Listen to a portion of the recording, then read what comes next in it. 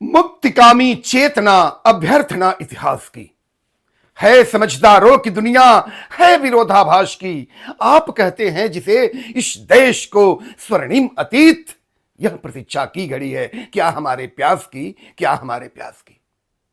प्रेम, भाईचारा, संवेदना, अपनापन की छीण होती जा रही इस दुनिया में जीवन के शिल्प को अछूते रखना उम्मीद व साहस का भोलापन है। स्वामी विवेक भारती न कर्म का विरोध करते हैं और न ही मूल्यों का। आदर्श और स्वप्न की एक बहुत ही महीन बुनावट होती है जो विश्व स्वीकृत सूक्ष्म जगत की वैज्ञानिकता से युक्त करती है। उसकी धर्म सापेक्षता व संप्रदाय या जाति निरपेक्षता अंतरात्मा की आवाज से ही मूल प्रगतिशीलता पाती है। सादा दैनिक अभिवादन में डॉक्टर जनार्दन यादव, जूलियट अंकी ऑफिशियल में आपका हार्दिक स्वागत है। निष्काम कर्म योग और भक्ति रस से जीवन ओतप्रोत था।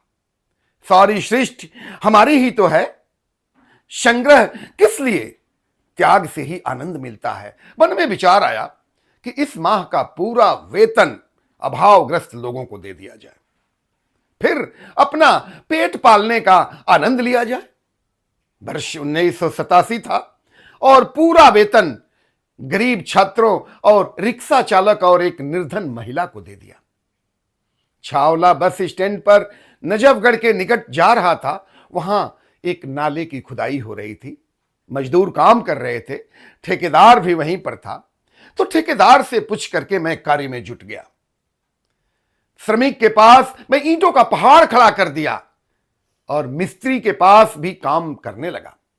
कुछ समय बाद गंदे नाले में उतर करके मजदूरी स्वरूप में कार्य करने लगा। कोई घृणा नहीं, कोई प्रतिरोध नहीं।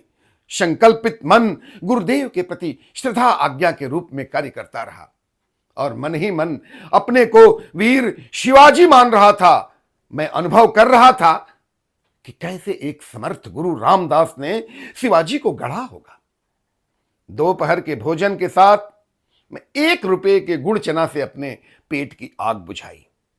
3 बजे मेरे विद्यालय के सहयोगी बंसल जी आए और पहचान कर बोले कि यादव जी यहां क्या कर रहे हैं। मैं बोला कि मजदूरी कर रहा हूं, यहां अध्यापक नहीं हूं, किसी से मत कहिएगा। छावला गांव के बाबूराम मेहर को इन्होंने जाकर के बताया कि दार्शनिक महोदय छावला बस स्टैंड पर गंदे नाले में मजदूरी कर रहे हैं, वेतन नहीं दिया क्या इस माह का। और वेतन तो निर्धन बच्चों में बंट चुका था। शाम को मजदूरी के 18 रुपए मिले, जिससे भार्गव की डिक्शनरी खरीद करके 6ठी कक्षा में प्रथम आने वाले शिकारपुर के जिनेश्वर भारद्वाज को दे दिया।